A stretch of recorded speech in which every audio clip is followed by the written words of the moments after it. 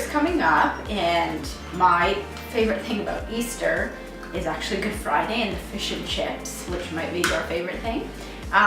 So in today's video, we're gonna make a fish and chip, but a bit of a healthier version because everyone likes healthier. Makes your tummy feel better, but you're still enjoying kind of the guilty pleasure of the fish and chips.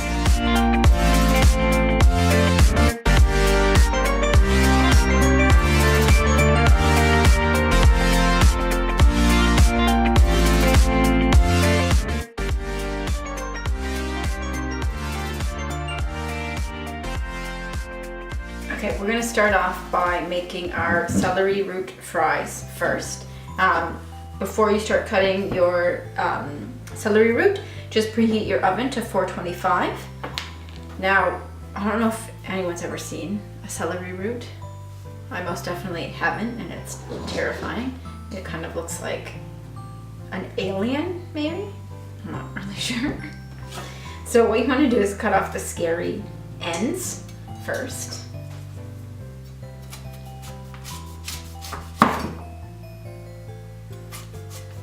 Looks like a brain. Yeah, it's really terrifying. Too bad we don't have smell-o-vision because it smells so delicious right now. So we've cut both ends off and you have this beautiful aroma. Now we're just gonna basically shave the skin off.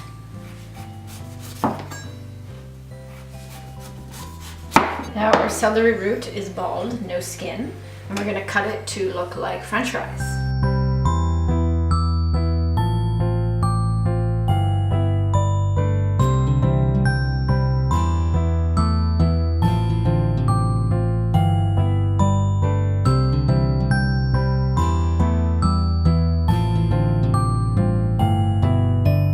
First time I've ever used like cooked celery root, and you look at it and you think it's going to be hard like turnip or something, but it's kind of funny. Some pieces are quite soft and easy to cut, and other pieces are quite hard, so just be careful when you're cutting that you're not like going full force and it's a soft piece and you like cut through your countertop. So now we have our raw celery root fries. They actually look better than regular fries. This one's really fun. So just throw all your fries into the bowl, not on the floor like I just did.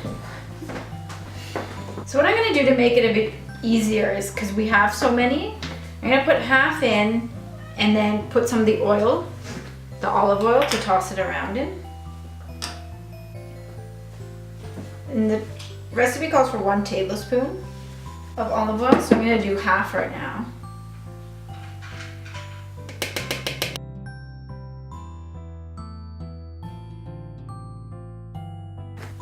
Okay, so I've added some of the salt, the pepper, the paprika to half of my celery root fries, and the recipe does call for like specific half a tablespoon of salt, half a tablespoon of pepper, but I'm not a follower of recipes. But if you are a follower of recipes, the recipe will be listed below the video, so you can follow the recipe. There's my first half, and I'm just going to throw in the rest. This is a skimpy fry compared to that one. Like, what happened here?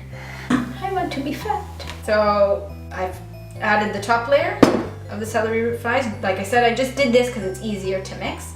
So I'm just adding the other half of the oil. I'm going to stir it. So get your baking sheet, cover it with foil, and I'm just going to spray it so our fries don't get stuck. Now we're just going to throw our fries on top. And just make sure they're all coated in the oil, which mine are. And then we're gonna put our fries in on the bottom rack for 10 minutes. Okay, so while your fries are in the oven, we're gonna prepare our fish. Obviously, we're using haddock for fish and chips. Do not use anything else. I just got our lovely high liner fish. You can get your fresh fish. I wouldn't buy anything other than high liner if you're buying the frozen fish, and I just let mine defrost overnight in the fridge. If you defrost it, like if you're coming home, you're like, oh, I want fish and chips in an hour, and you defrost it in the sink, it's gonna be mushy and it's not gonna work.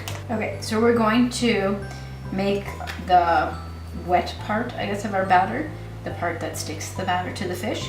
So we're gonna do 2 egg whites, and the best way to get egg whites, hopefully this works for me, is you just kind of go back and forth. So you wanna whisk your egg whites. Okay, so we're gonna add in 2 tablespoons of mayo, obviously a light mayo. Personally, I prefer like a Miracle Whip over like mayo.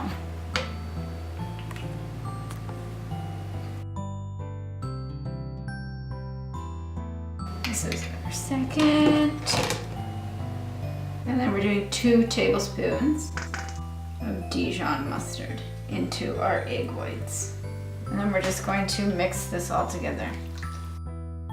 Okay, so we're gonna chop up some fresh parsley so that we have 2 tablespoons of fresh parsley, and this is gonna be part of the crispy batter.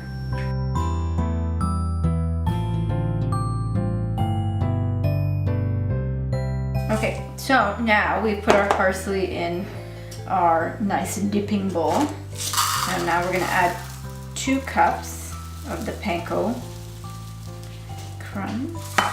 Oops, I am Alice. That was my dog that you heard running over here just now. She heard rustling, so she comes running from her slumber to see what I've dropped on the floor that she can eat. Oh wow, breadcrumbs. Want some crumbs? Nope. Mix around the crumbs with the parsley with a fork.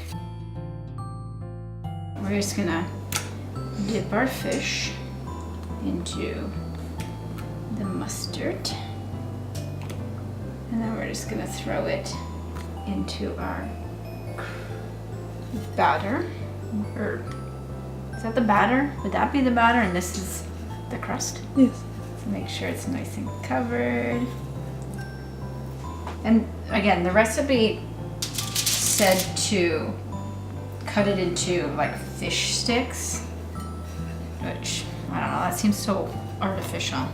So I just left them in the actual fish form.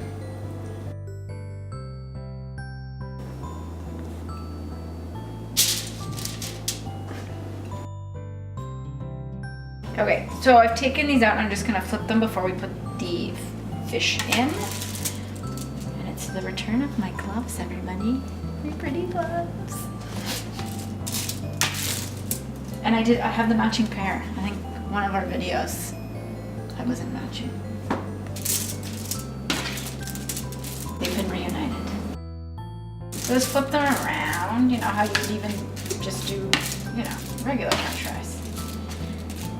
Make sure they get cooked. Oh my goodness, it smells so good. Okay, so we're gonna put them back in, but we're not gonna put them on the bottom shelf. We're gonna put it on the top this time, and our fish is gonna go on the bottom. The recipe called for 6 fish. Maybe if you're making it from fresh fish, you'd only have 6, but I don't follow recipes and I got the high liner fish, so I was able to make all 8. We're just gonna put it in the bottom there. And then we're gonna cook for another 10 minutes.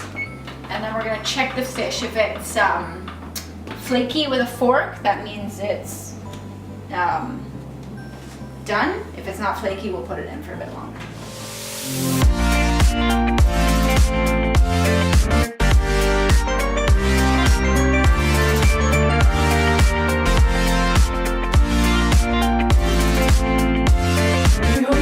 Recipe. If you make it, make sure to tag us in it. I'll have the tags below.